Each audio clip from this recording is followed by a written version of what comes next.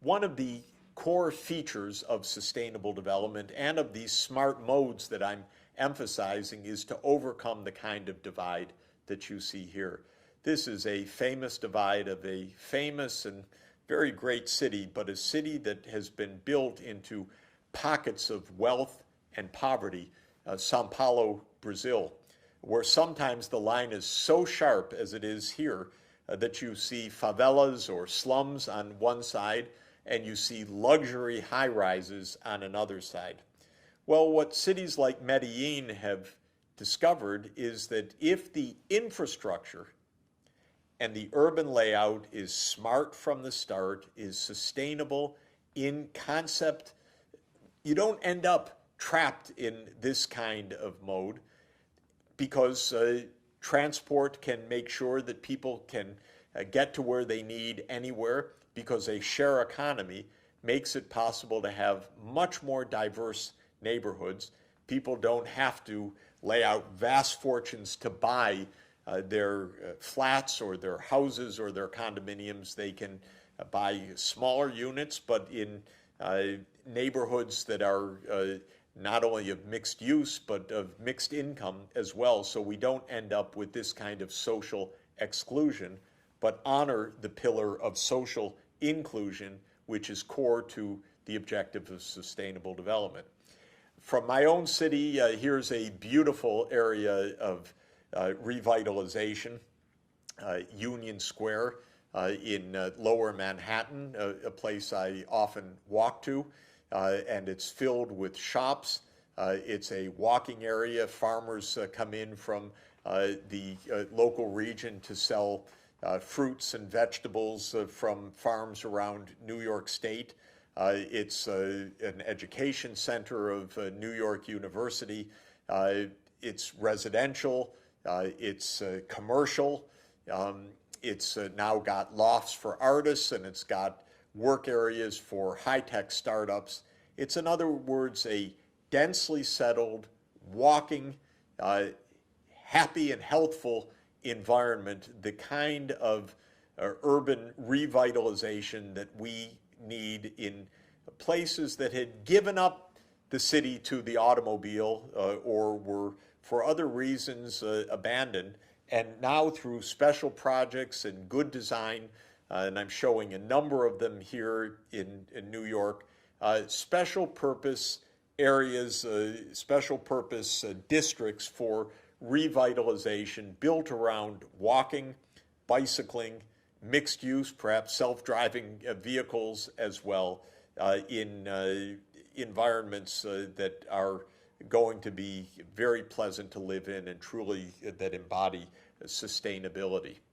Now, part of the possibility of this, as I've been emphasizing, is that we can now share through our apps on the phone, whether it's Airbnb or Uber or Lyft or other shared vehicle services, or through more traditional rental markets, the capital of our cities, so that even young people who don't have the saving to accumulate to buy a flat, for example, will be able to live in a densely settled, mixed-use urban environment early on through rentals.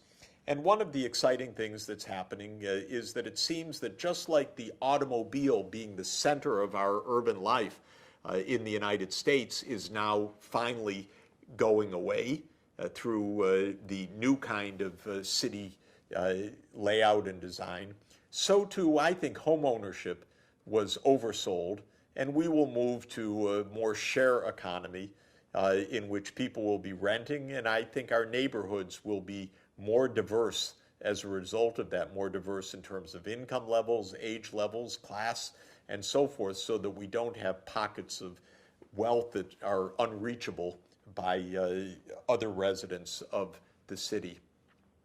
Finally, let me emphasize the fact that all of this means change.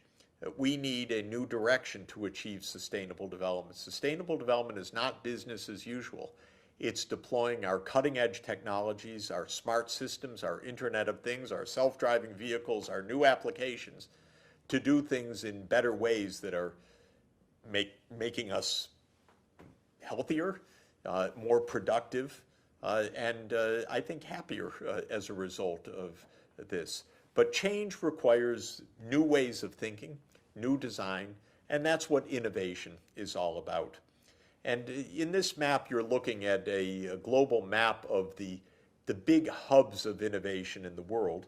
The size of those circles that you see there for the west coast of the United States, the east coast of the United States, Western Europe, and East Asia, those represent the amount of patenting that's going on. That's one indicator of new inventions taking place.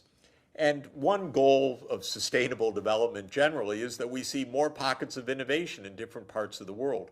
I hope and expect that 20 years from now, we're going to see bright yellow circles in Latin America, in Africa, in South Asia, in other parts of the world to say, yes, we're all innovating now. Our universities are hubs of new business creation. We're training students and new leaders in sustainable development. We're developing new applications that can combine productivity, inclusion, and environmental sustainability. One place that I know well, having been a resident of Boston, Massachusetts, and Cambridge, Massachusetts for 30 years, is the area around Massachusetts Institute of Technology. MIT epitomizes the cutting-edge innovation economy in the same way that Silicon Valley does on the west coast of the United States, in California around Stanford and Berkeley, University of San Francisco. Well, in the East Coast, one hub of innovation is MIT and Harvard in Cambridge, Massachusetts. And one area that you see here in photograph is Kendall Square, which is the area right around the MIT campus. And what's shown here are the names of biotech companies. There are now more than 100 biotech companies right around the campus that have come to tap into the wonderful brains of MIT scientists and engineers, and some of the leading pharmaceutical companies, the big giants, as well as the small startups, are forming a wonderfully exciting ecosystem of innovation, especially in biotech and information technology. Well, this is what I encourage of all sustainable cities around the world. Cultivate the quality of your higher education. Attract universities, attract research laboratories and centers. They are not only wonderful for the new ideas and innovations, but they're job creators and they're engines of the modern 21st century economy. I'm lucky to be director of the United Nations Sustainable Development Solutions Network, or SDSN as we call it. This is a network of universities, think tanks, learning, innovation, and education centers around the world, all committed to helping society to achieve the Sustainable Development Goals. And we recognized early on in the impulse given by UN Secretary General Ban Ki-moon to set up this network that universities should play a vital central role in helping to chart the course for sustainable development, in helping to train the future leaders of sustainable development, and in helping to promote or incubate the new businesses, whether it's for profit or social businesses, that will be delivering sustainable development in the economy in the future.